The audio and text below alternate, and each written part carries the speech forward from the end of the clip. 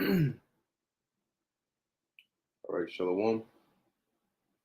First and foremost, I want to give all praises, honor, and glory to Yahweh, Bahasham, Yahweh Shai, Bahasham, Rachah Kudash. Double honors to the elders and the apostles of Great Millstone, and peace and blessings to the elect. And in this lesson, as you can see, I titled it, "What is the next step?" Okay, and pretty much I was meditating, thinking upon different things. Seeing what the spirit could feed me to go into in terms of a lesson. And I pretty much this morning I read an article going into what was going on over there in Sri Lanka. So what you see before you is a still image that I pulled up, okay, from Google Images, all right, of Sri Lanka. Basically, their economy collapsed. And they have no money to buy fuel or anything for that matter. And so it's pretty much a hell breaking loose over there, and which is soon to be coming here to Babylon, okay, aka America, and the UK, and different parts of the world. All right, and it's gonna be in that time of Jacob's trouble, as the scriptures speak about. Now we're when you look at the way things are going, we're pretty much at the doorsteps of Jacob's trouble, where the scriptures say all hell is going to break loose. For the most part, you're going to have destruction and judgments going out on levels that haven't been seen before. And ultimately, that's that's the great judgment the Lord is going to bring, and He's gonna end it off with the thermonuclear destruction. Now, everything the Lord does, in Scripture plays out in the real world. And it also has a cover story, okay? Because when you look at how Esau works, he does things, but he has a cover story. He has true intentions, true motives. What's the ultimate goal of something happening? And then he has a cover story to say, oh, this is why this is going on.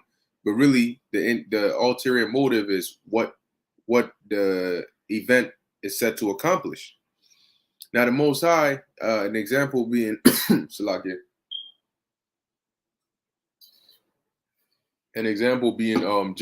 Jacob and Esau.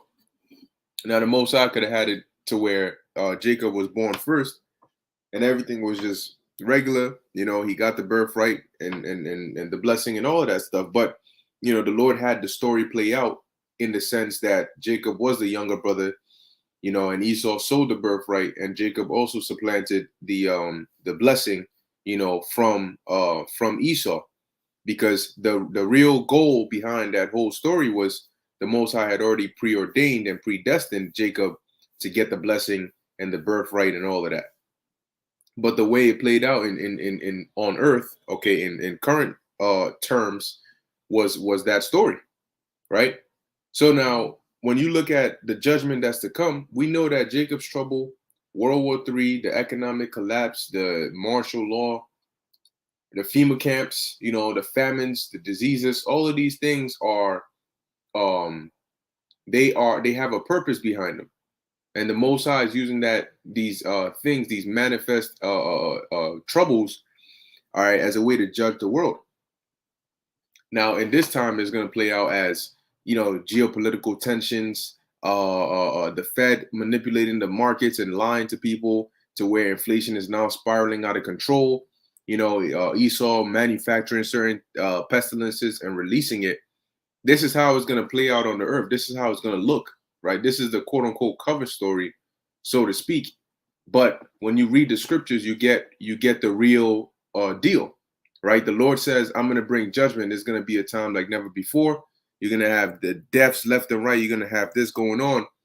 And then when we look at the world, we see how in order to accomplish that goal or that judgment or the commandment the Lord has set, different events have to take place in the earth. And this is why it's very important to be in the know, to have the spirit and to understand these scriptures, mainly these prophecies. Because a lot of people, they don't being that they don't have the spirit and they don't understand the scriptures and they don't understand prophecy, they fall prey to the things, the cover story. Let me put it like that. They fall prey to the cover story. So somebody that may not understand how things are set up in the spirit, they might read the story of Jacob and Esau, and they might say, Jacob is wilding. What he did was messed up. You know, why would he steal and be sneaky and do this, that, and the third? Because whoever that person is falling prey to the cover story, not understanding that the real goal behind it was that the Most High intended Jacob to get the birthright and the blessing in the first place. See, so just like that example being applied now, you have people that don't understand prophecy. They don't understand the overall goal behind why the things in the world are happening the way they are. So they fall prey to the cover story. They look at this pending recession or hyperinflation, either way it goes, economic collapse. They look at it as, oh, the Fed did this, and you know, they need to implement these things to stop it, you know, or the global elite are doing this, that, the third, you know, or because of this lockdowns and the, you know, the sanctions and stuff, you got these famines coming up, and they don't see the underlying factor in there, which is the will of Yahweh Bashem Yahweh Shai being fulfilled through these events happening. Okay. So now I have a couple of precepts here that I want to go into. Like I mentioned before, I didn't, you know, have any particular topics, so I was just browsing through different chapters, different precepts, hoping, you know, I guess I'm from the spirit. And sometimes you just gotta, I mean, you know, it's think about it like this, right? When you don't have a topic, and you haven't done a lesson, and you want to do a lesson, think about it like when you go to camp, because when you go to camp, it's not always that you're going to have something already on your mind that you want to speak about. And when you go to camp, the spirit, you know, allows. I mean, we out there for what, 2-3 hours, and we didn't plan a 2-3 hour lesson, you know. So we just sometimes an event may happen. Oh, you know, we'll speak about this, or I'm thinking about this. But there's other times when you go and you're like, hey, we'll just go with the spirit. You know, how many times you see the apostles go out and they'll say, hey, look, you know, let's start with this and let's see where the spirit takes it. So you could think about it when you trying to do a lesson, and you know, some lessons you plan out, the spirit hits you, you know, the topic comes to mind, the precepts left and right, your head is steaming, and then sometimes it's like, damn, I you know, I can't even think of a title. You know, you just turn it on and go in the spirit. You know, if you know, if the spirit is on you to do that, put it that way. But anyway, this is the book of Isaiah 65 and 1. And the reason I say that is because once you start speaking, eventually the spirit is going to direct you to say something, you know, that's gonna you know, bring more and more and more.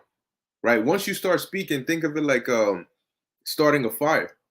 Right? Once you start speaking, it's like well, first when you're setting up your camera or your phone or whatever it is, you're scraping off the magnesium, right, onto the what's this thing called, the chaff or whatever it is. I forgot the name of it, but you know, you're scraping it onto it, and once you start speaking, you know, you give all praise to the Lord, you start speaking, that's when you're striking it. You know, you're striking it, and then boom, next thing you know, you catch fire, and it just, you know, the lesson just goes on from there, because we're not the ones speaking. It's the spirit of the Lord that's speaking through us. Now, I'm not saying force the course of the river. The spirit is not on you. The spirit is not on you. You know, you can't really force it, you know, but it's all a balance anyway. So this is Isaiah 65 and 1. I am sought of them that asked not for me. I am found of them that sought me not. I said, behold me, unto a nation that was not called by my name. I spread out my hands all the day unto a rebellious people. You know, it's talking about the children of Israel. Okay. And it says here, unto a rebellious people, which walketh in a way that was not good, after their own thoughts. And that's always been a problem with Israel. They, instead of following instructions and following directions, they want to go after their own thoughts. You know, sometimes, and the Lord kept things simple for us, because that way, you know, you're you're less susceptible to go and say, "Oh, I didn't understand this. I'm gonna try and do it this way." The Lord laid out clear directions when it comes to law, statutes, and commandments. When it comes to whatever the Lord wants us to do, when it comes to even this ministry, it's a simple, you know, the simplicity in Yahushai.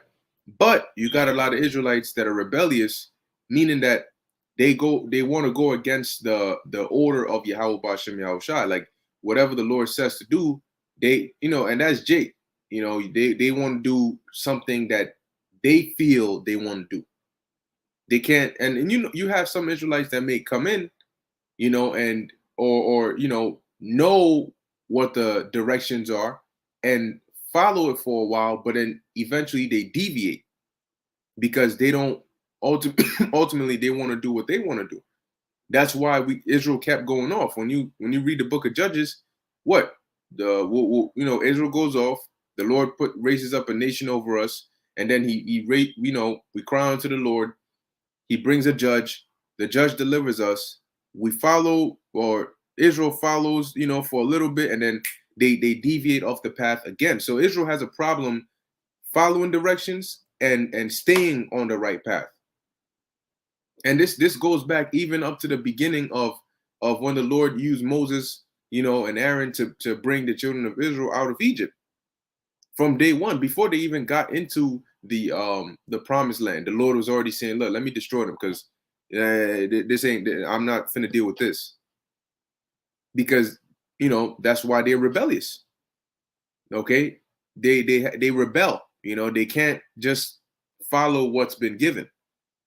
And when you're in this truth, you know, you can't be like. And that's why, look, you know, you don't see us getting, you know, involved in any of the extra things, you know, or doing this and doing that. All we do is, look, the Lord said, Ezekiel 3, right? Eat the whole roll and go and teach. That's it. You know, that's literally, and actually, as a matter of fact, I'm glad that that's it, because that's very simple. You know, it's much easier than anything else. And it's interesting because you see a lot of Israelites doing extra, right? And the extra is more difficult to do than just keeping it simple and following the ways the Lord has laid out for us. You know, and the examples that he set. But as it says here, which walketh in a way that was not good. Why? Because the scriptures say there is a way that seemeth right unto a man, but the end thereof is death. Because the Lord wouldn't give us laws, statutes, and commandments if they were not necessary. In Deuteronomy, the 4th chapter, it says that this is our wisdom in the sight of the nations.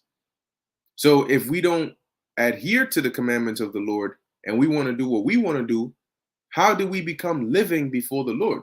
When he gave us the law, statutes, and commandments, that's how we became living before the Lord. So as the scriptures say, the man that wandereth from the way of understanding shall remain in the congregation of the dead. You're going to be like a beast before the Lord and having no direction. Okay, so as it says, which walketh in a way that was not good after their own thoughts. Jeremiah 17:9. The heart is desperately wicked, right? Deceitful above all things. Deceitful above all things. Desperately wicked. You know, it's worded in one of those ways. Okay, but that's why when you walk after your own thoughts, that's why we have, you know, guidelines, because you can walk, but when you start to stray too far to the right, there's a barrier there, and when you start to stray too far to the left, there's another barrier there, and that's to keep you on the right path. Verse 3, it says, and in the kingdom, we're not going to have those barriers on our right and on our left, because we'll be able to walk a straight line. Right now, we can't walk a straight line. Sometimes you're walking and then you start going to your right, and then the Lord has to check you. You know, he might have, you know, something happen, a brother rebuke you, or an event happen where you got to learn from it. You know, he may have a form of judgment come upon you, and that's those barriers on your right hand and on your left hand to keep you on the straight path. See, but when we get to the kingdom, it's going to be programmed within us to where we don't need the right barrier and the left barrier, because we're going to be able to walk straight. and that represents keeping the law, statutes, and commandments perfectly. So it says, verse 3, a people that provoketh me to anger continually to my face. And you got to analyze that. You got to break that down, because there's a lot that the Lord just said through the mouth of Isaiah here in verse 3, right? A people that provoke me to anger, that's one thing. But not only do they provoke me to anger, they provoke me to anger continually. That's another thing, okay? And not only do they provoke me to anger continually, but they do it to my face, which shows that they don't fear and or respect me. Now, when you provoke somebody, a very easy example is, imagine somebody keeps on touching you. They like putting their hands in your ears or some shit. One of those annoying ass, one of those annoying ass things. And they keep on doing it. You tell them, yo, stop. And they keep doing it. Stop. And they keep doing it. Stop. Eventually, you're going to get pissed off. You're going to get triggered. You're going to get mad, right? You're going to get angry. So it's not that they just keep provoking you continually. They provoke you till you get mad, and then they do it again. And then they do it again. And they keep getting you mad. And they do it to your face. So it's not like they're sneakily, no, they're doing it deliberately to your face, all right, to where they're they're aware that you don't like what they're doing, and yet they're still doing it. So that is what Israel did, and is still, even to this day, doing to the Lord. By what? By disobedience. Because what angers the Lord? When we start going off, when we get into idolatry and all of these things. When I saw a video that was put up by the elder Yashawamba on his channel, Two Through and Info, okay, and it was I think it was oh shoot, I think it was titled "Be Strong." And matter of fact, let me see if I could pull it up here. But in the video, I think that was Geno Jennings and somebody else. And another L for the Christian church, the so-called Christian. All right, this is not going to work out. Salakia, I don't think this is going to work out. The way it took too long to even load that up, I already know this computer. So, I'll just describe it, and you can go to Two Through and Info, look for the video, Be Strong, and then watch it, and you'll see what I'm talking about. And you got, I mean, these guys are professional clowns. That's what they are. They're professional clowns, talking about be strong, you gotta be strong, be jumping around. My man's got out his seat and started doing, I don't know if it was a dance or a panic attack or a little bit of both. He starts jumping around. You got people just hopping with full speed, what I'm saying, like Usain Bolt on a 55 wearing all black right across the screen, hop, hop, hop, hoppity hop. And they're doing these things. And, when you watch it, you might laugh because it's like, yo, this is so ridiculous. But the Most High, he's pissed. He's pissed because he's not really finding humor when you got it. But imagine it this way. If somebody is doing something that deliberately angers you, even if they do it in a funny way, you get upset, right? For example, if I'm gonna give this example. Say you got a dude got a woman, and his woman is cracking a joke about committing adultery on him. He's not gonna find that funny, right? Even if she says it in a funny ass way where somebody else might laugh, he's not gonna find it funny, right? If she cracks a joke about blowing another man's rod, see, he's not gonna find it funny because it doesn't matter how she says it. The fact that concept is intertwined in there, and it's something that pisses him off. So when the Most High sees these things that are going on, sometimes it's funny to us, and sometimes it's ridiculous, but he's angry. Okay, he's angry because, as we just read, Israel is continually provoking him. It says here, to my face that sacrificeth in gardens and burneth incense upon altars of brick. Now, in today's terms, or in today's society, Jake don't do, Jake still does it today, but I'm talking about here in Babylon, they they perform or they commit the same degree of wickedness, if not more, but they do it in a modernized way.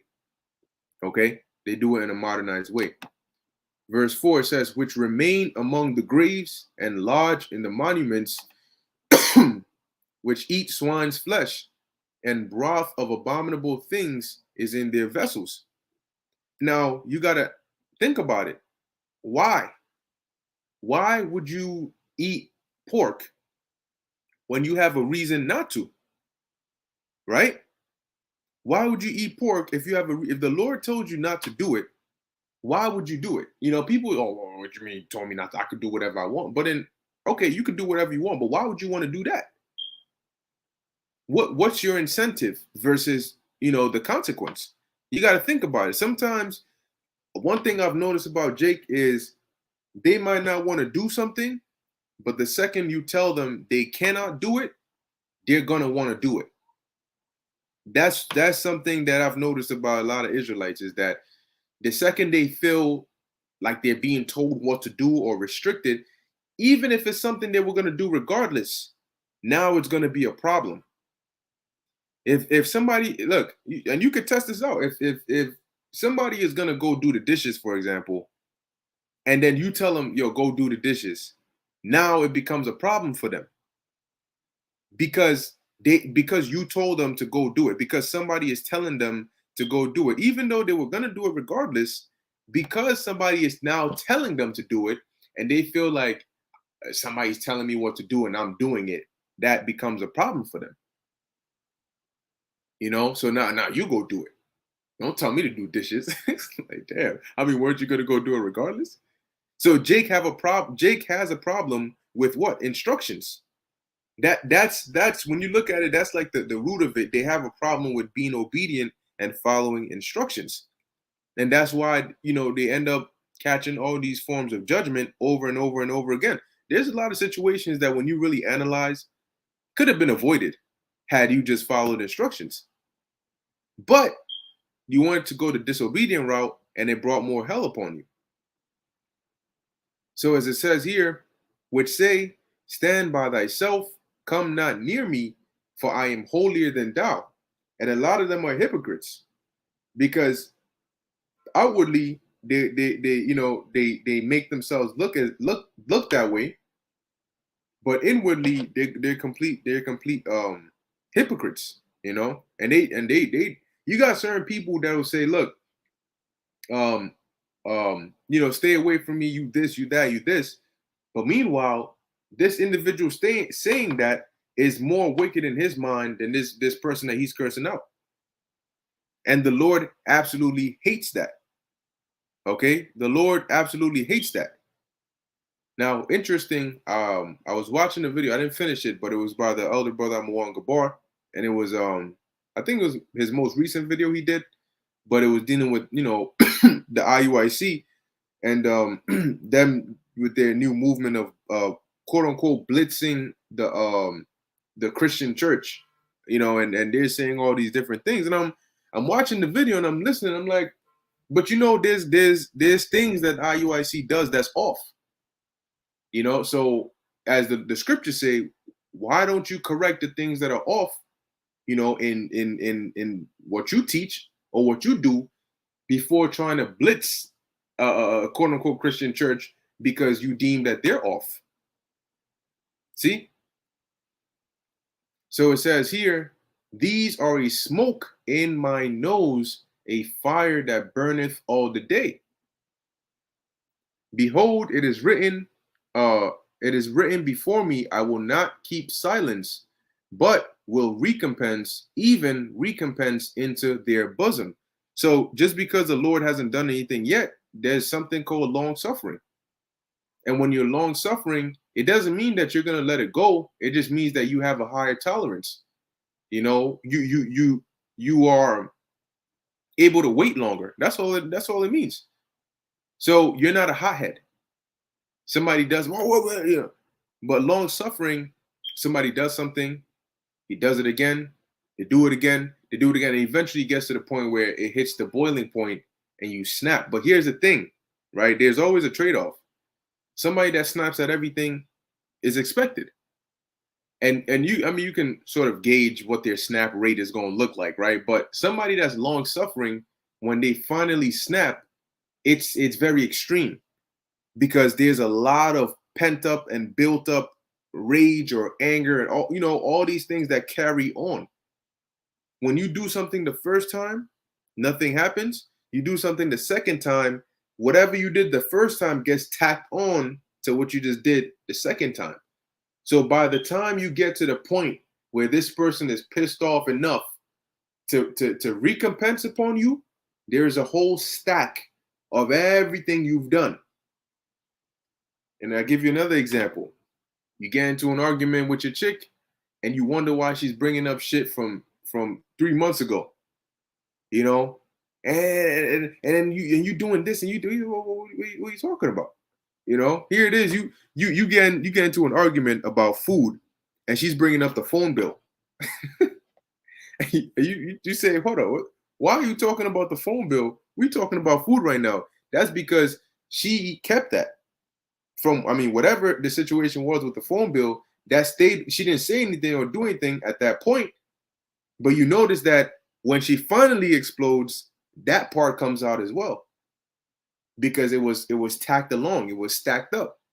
So when the Lord says he's going to recompense, he says, I will not keep silence, right? But he says he's going to recompense even into their bosom. That's why you have Jacob's trouble. And that's why Jacob's trouble is going to be so bad, because Jacob's trouble is going to carry judgment that has been pending from generation to generation to generation. See? And the Lord is going to release all that judgment at once. He's going to release that wrath at once. So like that argument where the phone bill comes up, you like, hold up. You know what I'm saying? The Lord is, all hell is breaking loose, and you seeing things that you're like, whoa, where are all these things coming from? Yeah, that's the level of wrath that the world has pushed the Lord to. Okay. Let's see, verse 7, your iniquities and the iniquities of your fathers together, saith the Lord, which have burned incense upon the mountains and blasphemed me upon the hills. Therefore will I measure their former work into their bosom. You see? I will measure their what? Their former work into their bosom. So the Lord is going, like you play video games, right? And you have a regular attack, and then you have a charged attack, right? You have a regular Kamehameha. I think that's Kamehameha. Yeah, the Kamehameha wave. For those who watch Dragon Ball Z, you got the regular one. Then you got like the Spirit Bomb, or you got like the Super Kamehameha wave. The wave. Where it's charged, so it's more powerful. So this judgment that's coming in Jacob's trouble is charged. This is a charged judgment. That's why it's going to be so dangerous. That girl is so dangerous. It's going to be so dangerous. But anyway, I'm gonna jump around a bit. I just wanted to hit a few of those points here in Isaiah 65. Now, moving on, like Apostle R says, switching gears a bit. This is Revelation 11 and 18, because after that destruction comes, remember the title of the video is "What's the next step?" Well, the next step is destruction. Okay, to put it plainly, the next step is destruction. And in that, and when I say destruction, it encapsulates the martial law, the FEMA camps, the economic collapse, the societal collapse, the digital reform, the MOTB coming out, because it's gonna be it's gonna be chaos out here in these streets, and it's gonna be a time of great temptation upon the world. That's what it says. Revelation 3 and 10. But after all the noise calms down, all the loudest final noise is going to be when those missiles fly and the Yahushua makes his return. But after that, the new chapter. See, at that point, just imagine like the page flipping, like the sound of a page flip, and then the next page comes, right? Second Ezra 6 and 9 or 6 and 7. For Esau is the end of the world, and Jacob is the beginning of it that followeth. Well, right now, we're looking at the last page in Esau's book, and the Lord is about to close the book on them, and then and when you close that book, it opens the next one. Okay, and that the kingdom to come. One thing to always remember is this is going to be for all eternity. For all eternity, So yeah, it's coming last, but it's going to be forever. So that more than makes up for it coming last. And keeping that in mind, you should always remember that we're fighting for something, right? So whatever it is that we're fighting for, whatever spot you secure in this lifetime, that's going to be the spot you stay at for all eternity. In the kingdom, you're not going to get to say, all right, let me go back and give more diligence, to try and no, wherever you at, that's where you at. You see? So it says here, Revelation 11 and 18, and the nations were angry, and thy wrath is come, and the time of the dead, that they should be judged, and that thou shouldest give reward unto thy servants, the prophets, and to the saints. Now, when you read Revelation 11 and 18, it's going into the time of the judgment, and simultaneously is going to be the time of deliverance, right? As things again destroyed, the elect are going to begin delivered out of here. Now, after the MOTB comes out, and they start pushing it, just look at this, the CVPD, the Vanessa, that was like a nice, good test run that you can look at as an example. It started off, and they made it seem as though it was completely optional. But lo and behold, look at where we at. We, and you could pay attention to how they started to. I remember this guy saying that a lot. What's his name? Bill de Blasio, right? Saying the carrot and the stick, the incentive and the consequence, positive and negative reinforcement. They know that works because they're seeing the results today. The fact that we're at the point where they're authorizing it for infants. See, so they got their way, and they were able to measure what pockets and what groups and what communities had the most resistance, and who still doesn't have it up to this day. They're keeping track of all of those things. Nevertheless, when the thing comes out, it's going to come out in phases. Now it's going to move fast, but it's still going to come out in phases. They're not just going to come out one day and say, "Boom, it's all right, boom, right here." They, of course, as we're seeing, they're introducing it. Now they can speed up the process through calamities and use that as a catalyst to really speed things up. But eventually they're going to introduce it and they're going to mandate it. Then that's going to be a very trying and tempting time. But you know what? To always keep in mind in that time, this is the last step.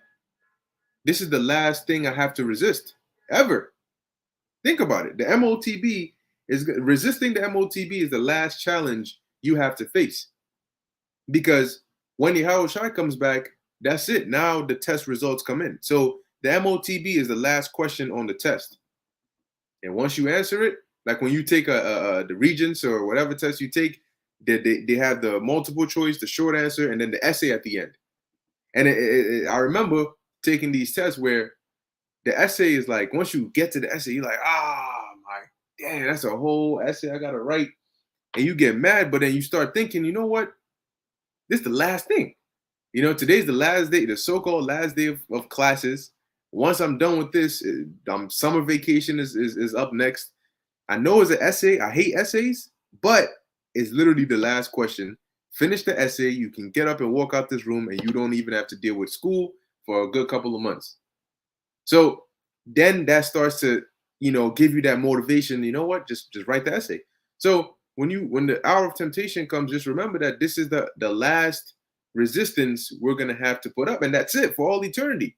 The last one, the last challenge, the last go around, just don't take it, and that's it. Because after the MOTB comes the destruction, and at that point, there's nothing you can do at that point. You just have to let the Lord work, But that challenge, the last question on the test, is going to be that MOTB. So Revelation 11 and 18, and the nations were angry, and thy wrath is come, right? Which is going to be when the Lord brings out his judgment, and the time of the dead that they should be judged. Now, when you read Isaiah, I believe it's Isaiah 14, it also talks about the dead, which is talking about these other nations, but you also got the literal dead, Okay, when at the end of the end, right? When at the end of the end, let me just put it like that. People are gonna come out their graves and they're gonna get judged, and it tells you that in the book of Revelation, the 20th chapter. So like I remember when I was younger, they said they would say Judgment Day, and they would say everybody's gonna all the people that are alive and all the people that have died, they're gonna rise up, and the Lord got this big book. He's gonna say you stand to the left, you stand to the right, and so on and so forth. But nevertheless, it says in the book of Revelation, the 20th chapter. So you are going to have people come back from the dead to get judged, whether it be for destruction or is to be saved. All right. It says that they should be judged, and judgment is not just a one-way thing. Judgment goes, you got judgment, but you got a kind of judgment, right? You got a kind of judgment. Judgment isn't always just destruction. Right? A judgment is really the outcome, the decision that's made based on whatever situation there is. So you go and you commit murder, then the Lord judges you, right? So he brings out a sentence. He said, okay, have this guy die in a car crash. That's judgment, meaning that's the decision the Lord decided to bring upon you for the action that you committed. Now you may be a good servant of the Lord and endure unto the end, and you're going to get judged based on what you did, meaning that you're gonna get rewarded. That's also a judgment. That's a decision the Lord came to, But as it says, what? That they should be judged, and that thou shouldest give reward unto thy servants, the prophets. So how do we know this is at the end? Well, that's when the reward is gonna come. How shall I say? Revelation 22. Behold, I come quickly, and my reward is with me to give every man according as his work shall be. Right? And then you also have First Corinthians where it says the dead. Matter of fact, let me just bring out the precept.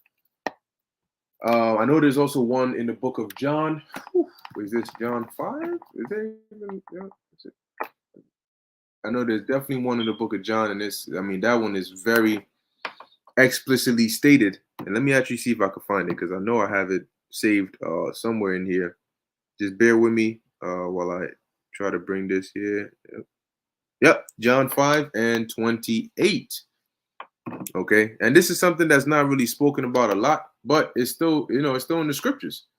This is the book of John, chapter 5, verse. Matter of fact, I'm going to start at 26, and it says here, "For as the Father hath life in himself, so hath he given to the Son to have life in himself, and hath given him authority to execute judgment also, because he is the Son of Man."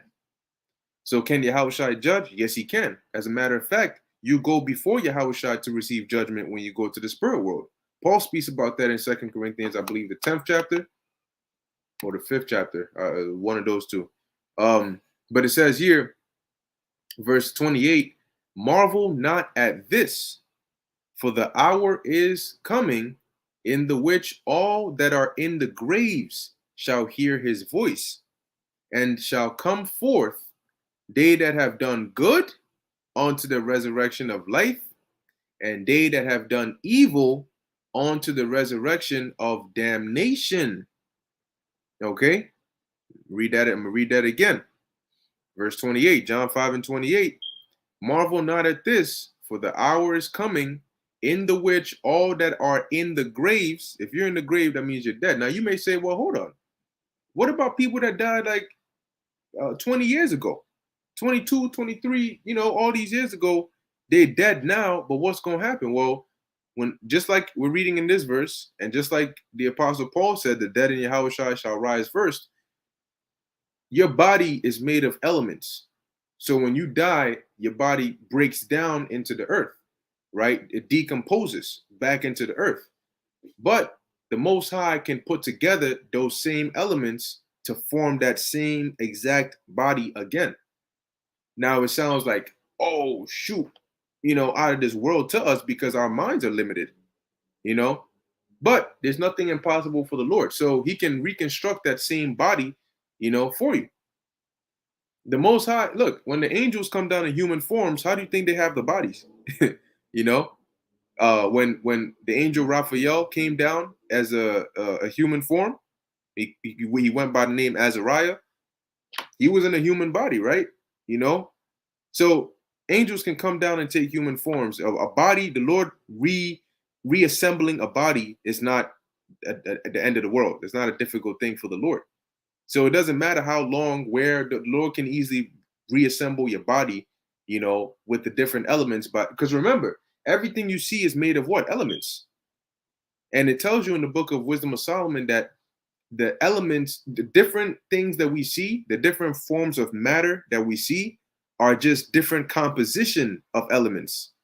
So you H2O, right? Which is water. Then you got CO2, which I think is CO2, carbon dioxide, right? Maybe I'm tripping, maybe I'm not. Then you got O3, ozone. Then you got O2, oxygen. So, anyway, the point is you have everything is made of elements. They're just put together differently to form different types of matter. So our bodies are made up of elements. So if the Lord says, "Look, I want to recreate this body," you know, He can just put back the same amount of elements in the same way and recreate that body, like with Lazarus, right?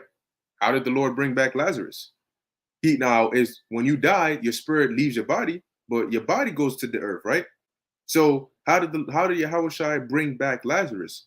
When I think it was Martha that said by now that his body stinketh, is rotten, is decomposing. But Yahushua was able to, he had the power to fix up that body again for the spirit to then come back and dwell in it.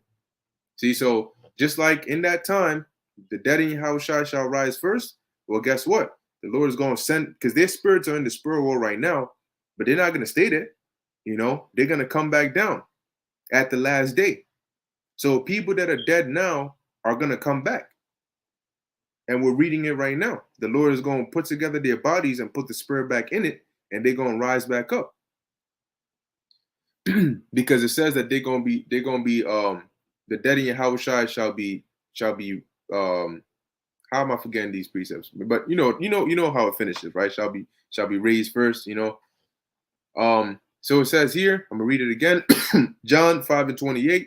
Marvel not at this, for the hour is coming, in the which all that are in the graves shall hear his voice, and shall come forth, they that have done good. I mean, and also this happened when Yahushua was on the earth over a little over 2,000 years ago, or right around that time, after he died and he rose. It tells you that you had a lot of people that were dead in the graves, and they came out and they lived full lives. Okay, so it says here, verse 29, and it shall come and shall come forth they that have done good. Right? Remember, we read in that the dead should be judged. So what are they going to be judged according to? They're going to be judged according to their works. And that's why the scriptures say that their works do follow them, because whatever, you know, works you've done, you're going to be either rewarded or judged accordingly. So it says, and they that have done good, onto resurrection of life. Resurrection meaning that there's a difference between resurrection and reincarnation, right? When you resurrect, you come back to life. Think about it like you die, the Lord puts you back on the earth in the same body. Okay, you don't have to come back again as a newborn baby in a new body. That's reincarnation. Okay, resurrection, the Lord will pretty much bring you back in that same body.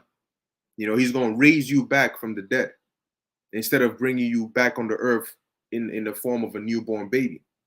So onto resurrection of life, and they that have done evil onto the resurrection of damnation.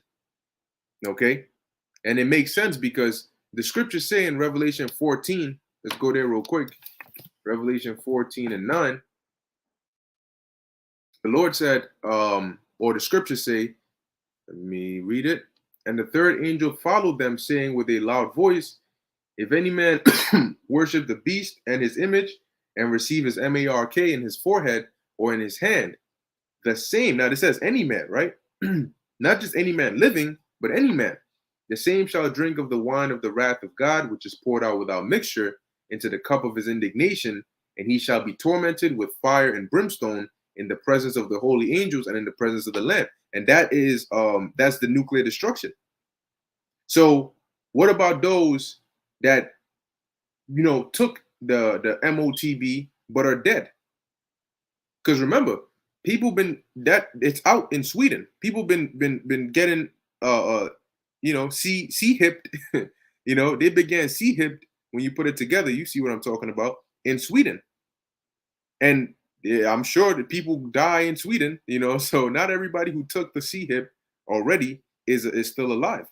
Some of them are already dead. So what does that mean? That they escaped this judgment in Revelation 14 and 9? No, because they're going to come back and they're going to receive their judgment.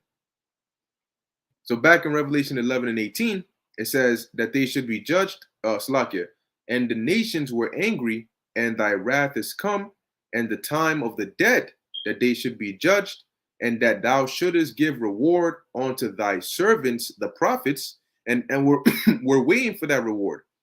All right, that's why we're continuing to serve the Lord with diligently, and we're seeking our salvation with fear and with trembling. It says, and to the saints, which are Israelites, and them that fear thy name, small and great.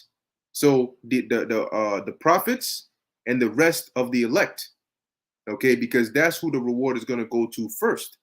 And then ultimately the rest of the nation through the loins of the elect. It says, and shouldest destroy them which destroyed the earth. All right. And ultimately that starts with Esau, Edom.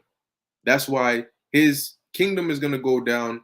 His system is going to go down, and he's going to go down. And then after 1,000 years, he's going to go down. All right. So moving on. This is the book of Revelation, chapter 18, verse 20. It says, rejoice over her, thou heaven, and ye holy apostles. Because when you read Revelation, the 18th chapter is going into the destruction of Babylon.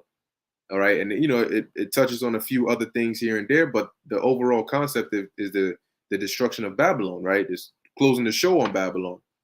So it says, rejoice over her, thou heaven, and ye holy apostles and prophets, for God hath avenged you on her. So everything that we have suffered, everything that we are suffering, and everything that we will suffer, the Most High is going to avenge us on her.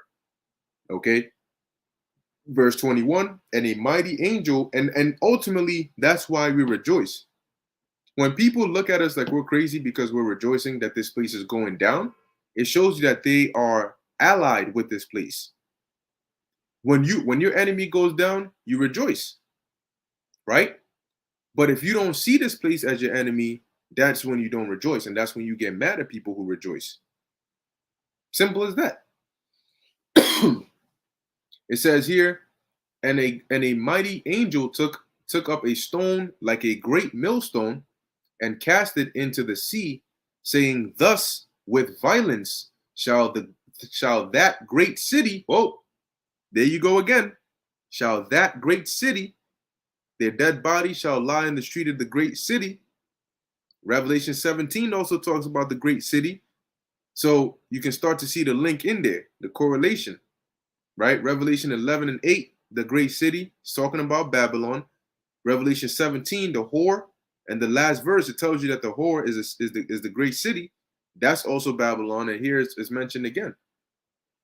It says here, that great city Babylon, right? Thus with violence shall that great city Babylon be thrown down, and shall be found no more at all. I was watching the video that Elder Apostle Tahar did, and he mentioned the title. I think he said the Most High is going to uproot Esau's tree. Something along those lines, right? Meaning that this place is not Esau. Esau is not only going to go down, but he's going to be uprooted to where he can never grow again, right? He's not going to have roots. He's going to be uprooted to the point where he can never grow again. He can never come back. He can none of that stuff. All right. So no, Edomites are not going to come back into power. They're not going to rise up, and that's when the nation rises up against another. The Most High orchestrates that. But if the Most High was to allow Edomites to rise back up, that would make him a liar. That would make him go back on his word. See? So moving on, the last precept is here in the book of Galatians, chapter 6, verse 9. Ultimately remembering that the next step is destruction, but there's a reward embedded in that. Okay? And so we have to continue to do what we're doing. There's not much time left, which means that we should go harder. Remember, if you don't know the mark that you have to hit, then aim for overachievement. Aim to have more. You don't know what the limit is, so just keep on going. And when you find out, it's better to have more than you needed than to come up short. So as it says, Galatians 6 and 9, and let us not be weary in well doing, for in due season we shall reap if we faint not. So there's a reward for us. If we continue to do the work, there's a reward for us. Look, the parable the Lord gave about the penny, right? The men, they were hired to work for a penny. If any one of them decided to leave, right, when they got hired, they all had a penny, meaning it wasn't given to them, but it was pretty much assured for those that keep on working. At the end of the day, you get a penny. So it's like there's a penny waiting for you. But when you say, I'm tired, I'm not doing this anymore, and you leave, guess what? You lose that penny. So that's why it's important, as the scriptures say, to let us not be weary. Don't get tired and fed up and I don't want to do this anymore in well-doing. For in due season, right? The penny is there, but you're going to get it when the day ends, at the end of the day, when it's payday. So in due season, when the time the Lord has set, we shall reap. So you got to keep on working, so when the time comes, you can gain access to your reward. It says, if we faint not. And a lot of people are fainting now. They fainted before. And there's going to be more people that faint in the coming times, because the times are going to get harder and more trying. But that's why we have these precepts. What was written aforetime was written for our learning. So we have these things so we're mentally aware. We're mentally prepared. We have a heads up as to what's going on, what's going to happen, and what kind of mindset and spirit we should be in when these things happen. Okay? And we always have prayer. Prayer and fasting, these are two of our most powerful resources, okay, for a lack of a better word.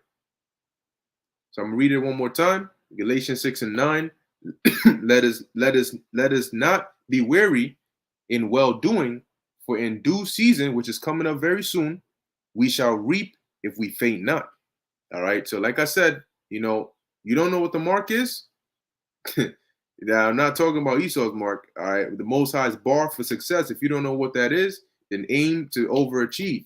Okay. Keep on going. Do what you can. Do everything you can. Because then, guess what? At that day, you don't know what it is. You may not have anything, but you know what you can say is, Lord, I gave him my all. I sincerely tried and I gave him my all. The rest is up to you. There's nothing more that I could have done, that could have influenced anything else. So it's all up to you. And that's it. Yeah, so that's pretty much it. Lord willing, that was edifying to the elect. Like I said, I didn't really have a topic to start with, but when you just go in the spirit, just go through the spirit and that's just that. All right. So hey, watch, you see the times we're in, pray for fewer days. Lord willing, this is edifying to the elect. In closing, I want to give all praises, honor, and glory to Yahweh, Bahasham, Yahweh Shai, Bahasham, Rakah Kudash. Until next time, Shalom.